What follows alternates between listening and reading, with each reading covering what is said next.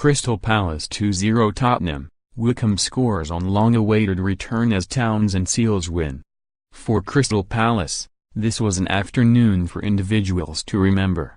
Connor Wickham finally put 2 years of injury troubles behind him to score his first goal since November 2016. Meanwhile, goalkeeper Julian Speroni buried the memories of last weekend's nightmare at Anfield with 3 saves that helped his team over the line at Selhurst Park. For Tottenham, meanwhile, the failure was wholly collective. Shorn of injured players such as Harry Kane and Dele and with others left on the bench in the name of rotation, Maurico Pochettino's team underlined much of what we already know, namely that the Tottenham squad is not deep enough.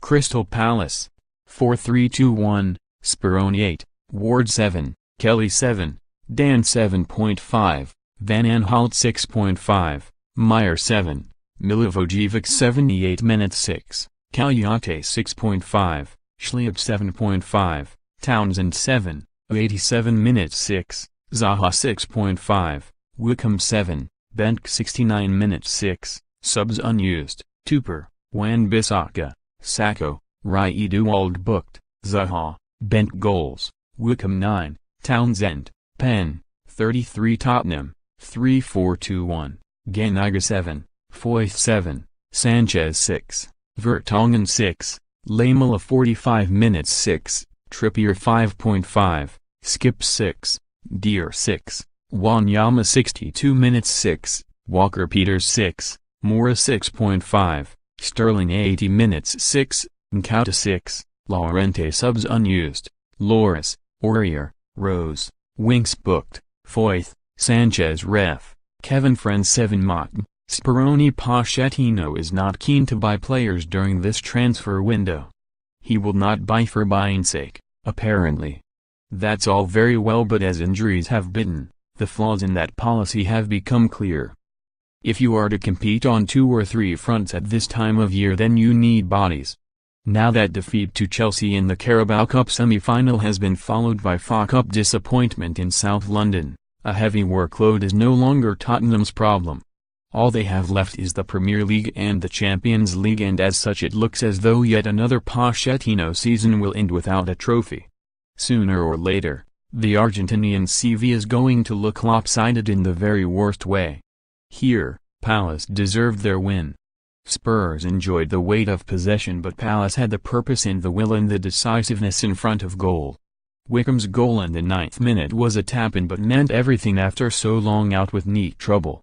Then Andros Townsend scored a penalty just after the half-hour before Speroni produced a brilliant double save from George's Kevin Kouyate before the end of a half that was to end with Kieran Trippier blasting wide, a penalty that would have hauled Tottenham back into the game. In the second half Speroni saved well again, this time from Fernando Llorente. In the match program, Palace chairman Steve Parish had asked that Speroni be forgiven for last Saturday's catastrophe at Liverpool, and here the goalkeeper atoned in the only way he possibly could and was cheered from the field at the end. Early on Palace seemed a little sharper, a little more hungry, than their opponents, a feeling that was reinforced when the home team scored with their first meaningful attack. There seemed little danger when Jeffrey Schlupp ran onto a loose ball in the inside right position, but the Palace midfielder forged an opening through the sheer will of personality. Attacking Spurs central defender Davinson Sanchez with a driving run, he bustled past his opponent and poked a low shot across goal. The effort didn't have enough power to beat Paulo Ganaga, but the Tottenham goalkeeper was forced to save, and when he pushed the ball out, Wickham was there to score from a couple of yards.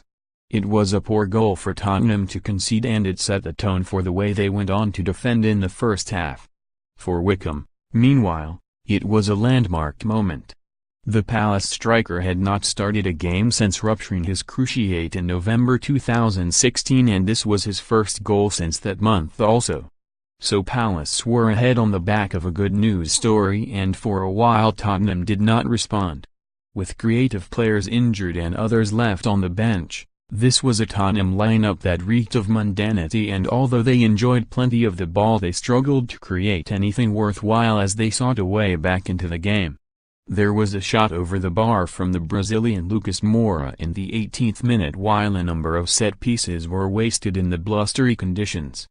At the other end, meanwhile, Palace were simply more purposeful and more effective.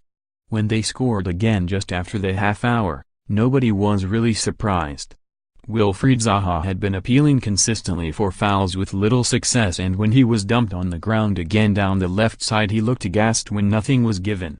But when Palace recycled the ball in open play and swung it towards the far post, Tottenham's Kyle Walker-Peters handled in the air and Townsend drove home the penalty against his old club. Tottenham looked utterly incapable of a response. In truth, they looked as though they didn't wish to be here. And had Townsend scored when set up by Patrick van Aanholt less than a minute after his penalty, then the game would have been over.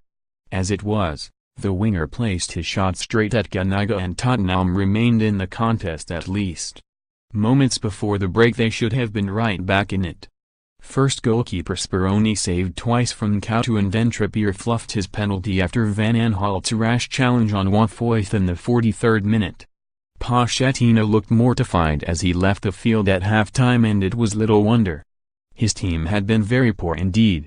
The Spurs manager's response was to send on Eric Lamela for Jan Vertonghen and go from a back three to a back four. Lamela was certainly quick into the game as Tottenham dominated possession in the second half, but they still reached the latter stages of the game with nothing to show for it.